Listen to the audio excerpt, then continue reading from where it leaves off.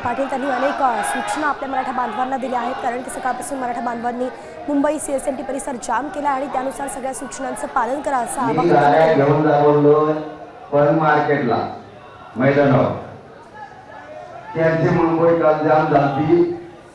गाड्या मैदानाला नेऊन लावून मुंबई मोकळी करा, मुंबई आपली आहे।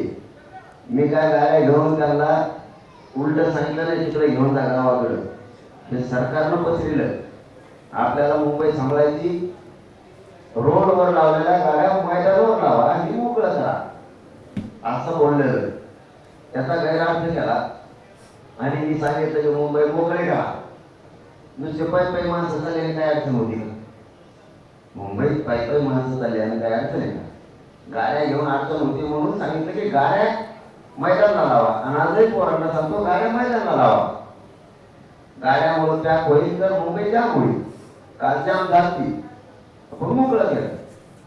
आता मराठा उपसमितीची बैठक होती, त्यांनी काही आश्वासन दिलं तुम्हाला, तर तुम्ही उपोषण मागे घेणार आहात? मला पाहिजे अंमलबजावणी। मी कोणाच्या शब्द आश्वासनावर उपोषण मागे घेणार नाही। फक्त पुन्हा एकदा सांगतो, तुमची आरामोठी भूमिका आक्रमकपणा मुख्यमंत्र्यांनी थांबवा। पोराला फक्त माझ्या बोट लागता कामा नये हे मात्र तुम्ही समजून घ्या।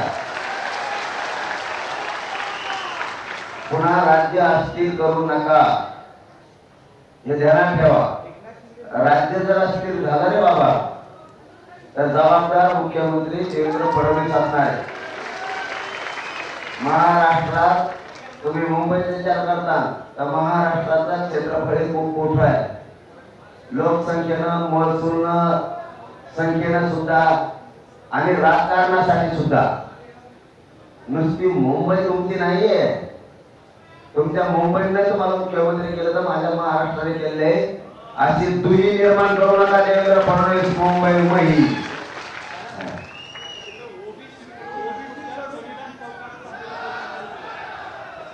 त्याचं म्हणणं आहे त्याने प्रश्नच मला विचारू नका।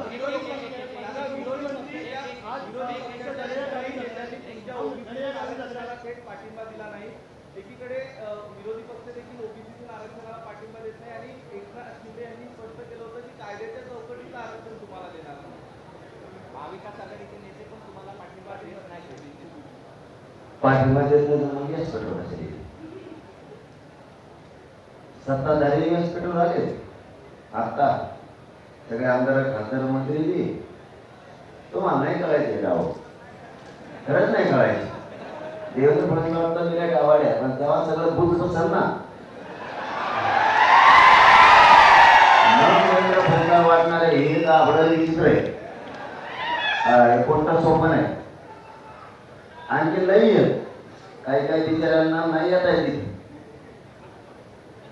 ते जरी त्यांना मानता येत नसलं महाविकास आघाडी किंवा महायुतीला ओबीसीतून आरक्षणाचा विषय। आम्हाला मराठीला पक्का माहिती आहे, त्यांना निवडून आणलेलं आहे गरीब मराठी, ते वळवळच करू शकत नाही। त्यामुळे दोन्ही तसंच आता फक्त 25 विधान येऊन गेले झालं ना आमदार खासदारांमध्ये ते सगळ्या पक्षाचे आणि प्रत्येक